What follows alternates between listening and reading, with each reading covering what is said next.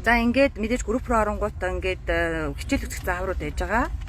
За тэр зааврын дагуу багш нь бол мэдээж хичээлээ Чехийн ийм алдартай гадаад хүмүүсүүдэд зориулсан ийм хүмүүс зориулсан сурхичгээс хийсэн гэдгийг дагагчид маань мэдж байгаа. Мэдгүй байгаа сурхичгээс видео контент хэлбэрээр ингээд хичээлүүд бэлтгэгдсэн байдаг. Тэгэхээр ном маань дасгал ажлын болон лекцийн ном гэж хоёр ном байдаг.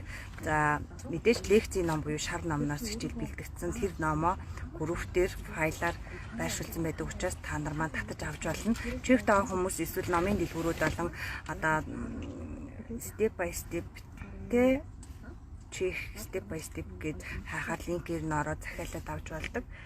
Ингээд номон хэлбэрээр наваад ном дээр ажиллаж явж болно.